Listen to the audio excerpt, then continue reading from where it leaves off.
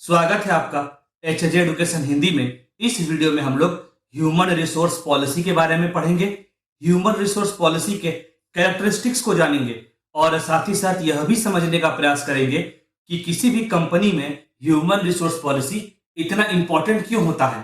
Company अपने employ से कैसे इंटरेक्ट करती है, इसका पता ह्यूमन रिसोर्स पॉलिसी से चलता है। ह्यूमन रिसोर्स पॉलिसी उन रूल्स, रेगुलेशंस, गाइडलाइंस को कहेंगे जिसकी सहायता से कंपनी अपने ह्यूमन रिसोर्स, अपने एम्प्लॉयज को मैनेज करती है। ह्यूमन रिसोर्स पॉलिसी की सहायता से कंपनी ह्यूमन रिसोर्स से रिलेटेड डिसीजंस लेती है। इतना ही नहीं, अगर ह्यूमन रिसोर्स से जुड़ा कोई स्कीम लाना है, एम्प्लॉयज से जुड़ा कोई स्कीम लाना है, तो भी कंपनी ह्यूमन रिसोर्स के पॉलिसी को ही रेफर करती है। ह्यूमन रिसोर्स पॉलिसी से कंपनी का ह्यूमन रिसोर्स से जुड़ा फिलॉसफी और वैल्यूज को जाना जा सकता है। ह्यूमन रिसोर्स पॉलिसी ही बताता है कि कंपनी अपने एम्प्लॉयज को कैसे ट्रीट करती है और अलग अलग सिचुएशन में कंपनी ह्यूमन रिसोर्स को कैसे डील करती है। अच्छा, ह्यूमन रिसोर्स का रिक्रूटमेंट, कंपनसेशन, ट्रेनिंग, प्रमोशन आदि का फैसला भी ह्यूमन रिसोर्स पॉलिसी के मदद से किया जाता है। ह्यूमन रिसोर्स पॉलिसी बनाने का one of the main purpose होता है कंपनी और एम्प्लॉय के बीच में मिसअंडरस्टैंडिंग को हटाना या मिसअंडरस्टैंडिंग को ओरिजिनेट नहीं होने देना। चलिए आगे बढ़ते हैं और ह्यूमन रिसोर्स पॉलिसी के कैरेक्टरिस्टिक्स को पढ़ते हैं। पहला, related with the objective of organisation. Human resource policy company के ऑब्जेक्टिव के अनुसार बनाई जाती है। ऐसा नहीं होता कि कंपनी का ऑब्जेक्टिव कुछ कहता है और ह्यूमन रिसोर्स पॉलिसी कुछ और कहता है। अगला, सिंपल इन नेचर।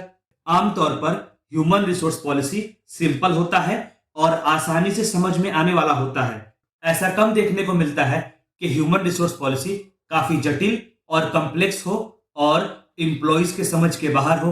अगला, need of the company. Company के शॉर्ट टर्म और लॉन्ग टर्म नीड्स को ध्यान में रखकर ह्यूमन रिसोर्स पॉलिसी बनाई जाती है। अगला, flexible in nature. Human resource policy को इस तरह बनाया जाता है कि अगर फ्यूचर में, भविष्य में ह्यूमन रिसोर्स से जुड़े कुछ नियम कानून में बदलाव आता है तो पॉलिसी को भी उसी अनुसार आसानी से बदला जा सके। अगला, stable in nature. Human resource policy stable होता है। आमतौर पर ऐसा कम देखा जाता है कि ह्यूमन रिसोर्स पॉलिसी में बार बार बदलाव लाया जा रहा है। अगर ह्यूमन रिसोर्स पॉलिसी में बार बार बदलाव लाया जाएगा तो एम्प्लॉयज के बीच में कंफ्यूजन क्रिएट होगा। अगला, पार्टिसिपेशन। जब ह्यूमन रिसोर्स पॉलिसी बनाई जाती है तो जितने भी लोग कंपनी से जुड़े होते हैं उन सब का सपोर्ट लिया जाता है। दूसरे शब्दों में, ह्यूमन रिसोर्स पॉलिसी फ्रेम करते समय कंपनी का मैनेजमेंट, एम्प्लॉयज सभी मिलकर पार्टिसिपेट करते हैं। अगर किसी कंपनी में ट्रेड यूनियन है तो ह्यूमन रिसोर्स पॉलिसी बनाते समय ट्रेड यूनियन को भी कंसल्ट किया जाता है। अगला, communication and fair treatment. Human resource policy के माध्यम से कंपनी अपने एम्प्लॉयज के काम के बारे में कम्युनिकेशन एस्टेब्लिश करती है और अगर ह्यूमन रिसोर्स पॉलिसी सही है तो कंपनी के सारे एम्प्लॉयज के साथ फेयर और इक्वल ट्रीटमेंट होता है। अगला, basis of formation. Human resource policy किसी व्यक्ति के जजमेंट और पर्सनल फीलिंग को ध्यान में रखकर नहीं बनाई जाती बल्कि फैक्ट्स के आधार पर बनाई जाती है। अच्छा, अब तक हम लोगों ने ह्यूमन रिसोर्स पॉलिसी के बारे में जाना, ह्यूमन रिसोर्स पॉलिसी के कैरेक्टरिस्टिक्स को जाना। चलिए आगे बढ़ते हैं और कंपनी में ह्यूमन रिसोर्स पॉलिसी के इंपॉर्टेंस को समझते हैं। पहला, प्रोवाइडिंग गाइडेंस। ह्यूमन रिसोर्स से जुड़े, एम्प्लॉय से जुड़े अलग अलग मैटर्स में ऑर्गेनाइजेशन को गाइडेंस प्रोवाइड करता है ह्यूमन रिसोर्स पॉलिसी। एम्प्लॉयज का रिक्रूटमेंट कैसे करना है, एम्प्लॉयज को कंपनसेशन कितना पे करना है, एम्प्लॉयज को क्या क्या बेनिफिट्स प्रोवाइड करना है, अगर कोई डिस्प्यूट अराइज होता है तो उसे सॉल्व कैसे करना है, आदि सबका गाइडेंस ऑर्गेनाइजेशन को ह्यूमन रिसोर्स पॉलिसी से मिलता है।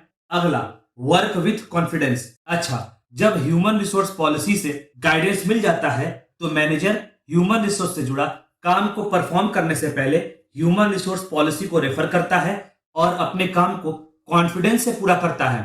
मैनेजर को बार बार अपने सुपीरियर से, अपने सीनियर से कंसल्ट नहीं करना पड़ता। इससे एक और फायदा यह भी होता है कि समय की बचत होती है और कम समय में काम पूरा होने का संभावना बढ़ जाता है। अगला, ट्रांसपेरेंसी। जब ह्यूमन रिसोर्स से जुड़ी सारी बातें ह्यूमन रिसोर्स पॉलिसी में पहले से ही लिखी रहती हैं तो इससे ट्रांसपेरेंसी यानी पारदर्शिता बढ़ती है। इससे एम्प्लॉयज कंपनी पर ट्रस्ट करते हैं और एक पॉजिटिव माहौल क्रिएट होता है। अगला, फैसिलिटेट कोऑर्डिनेशन। जब सारा काम पहले से तय किए गए पॉलिसीज के हिसाब से होगा तो इंप्लॉइज के बीच में कोऑर्डिनेशन इंक्रीज होता है। पॉलिसीज में पहले से बताया रहता है कि काम कैसे परफॉर्म करना है, काम से जुड़ा रिपोर्टिंग किसे करना है, क्या क्या नहीं करना है आदि। इससे एक और लाभ यह भी होता है, इससे एक और फायदा यह भी होता है कि इंप्लॉइज का अपने काम से ऑब्जेक्टिव से डेविएशन का संभावना कम जाता है और काम तय किए गए स्टैंडर्ड के हिसाब से ही होता है। अगला, thought and view point. Human resource policy के माध्यम से कंपनी और कंपनी के मैनेजमेंट का सोच, पॉइंट ऑफ व्यू इंप्लॉय के सामने रखा जा सकता है। इंप्लॉयज को ह्यूमन रिसोर्स पॉलिसी के माध्यम से यह पता होता है कि कंपनी और उसका मैनेजमेंट इंप्लॉयज के बारे में क्या सोचता है और इंप्लॉयज को कैसे ट्रीट करता है। इससे कंपनी और इंप्लॉयज के बीच में मिसअंडरस्टैंडिंग अराइज होने के चांसेस कम जाते हैं और अगर डिफरेंसेस है भी तो उसे कमाया जा सकता है। अगला, नो फेवरिटिज्म। कंपनी जब ह्यूमन रिसोर्स पॉलिसी के हिसाब से ह्यूमन रिसोर्स को इंप्लॉयज को हैंडल करती है तो सारे इंप्लॉयज के साथ फेयर ट्रीटमेंट होता है। किसी पर्टिकुलर इंप्लॉय के साथ भेदभाव या फेवरिटिज्म होने का चांसेस काफी कम जाता है। अगला, स्टेबिलिटी इन वर्क। कंपनी में ऐसा आम होता है कि एक व्यक्ति आते हैं और एक व्यक्ति काम छोड़कर चले जाते हैं। अलग अलग व्यक्ति का ह्यूमन रिसोर्स को लेकर, इंप्लॉयज को लेकर अलग अलग अप्रोच होता है, अलग अलग पॉइंट ऑफ व्यू होता है।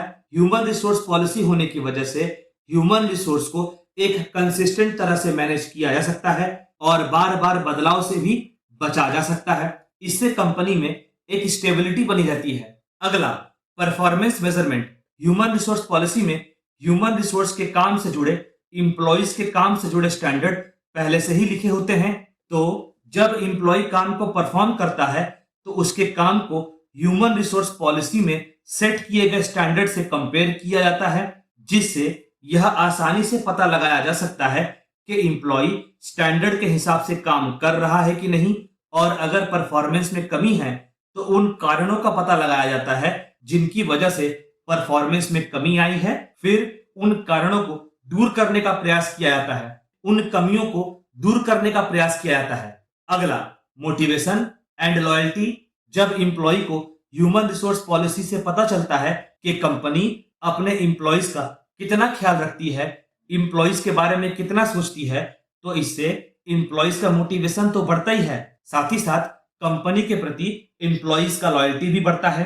अगला, achieving goals of the company. जब इंप्लॉय का कंपनी के प्रति लॉयल्टी बढ़ता है तो वे अपने काम के प्रति मोटिवेटेड फील करते हैं और इंप्लॉयज अपने काम को और भी अच्छे से परफॉर्म करने का प्रयास करते हैं, जिससे कंपनी के गोल्स और ऑब्जेक्टिव्स को अचीव करना आसान हो जाता है। अगला, attention to employees problem and development. Human resource policy के हेल्प से कंपनी अपने इंप्लॉयज के प्रॉब्लम को न केवल एड्रेस करती है बल्कि उन्हें सॉल्व करने का भी प्रयास करती है।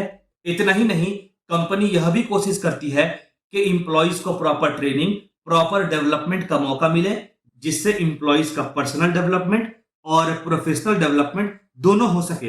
अगला, मेंटेनिंग डिसिप्लिन। जब ह्यूमन रिसोर्स पॉलिसी होता है तो कंपनी में इंप्लॉयज अपने मन से कुछ नहीं करते बल्कि पॉलिसी के अनुसार, पॉलिसी के हिसाब से काम करते हैं। इससे कंपनी में डिसिप्लिन मेंटेन किया जा सकता है, इससे कंपनी में डिसिप्लिन मेंटेन करना आसान हो जाता है।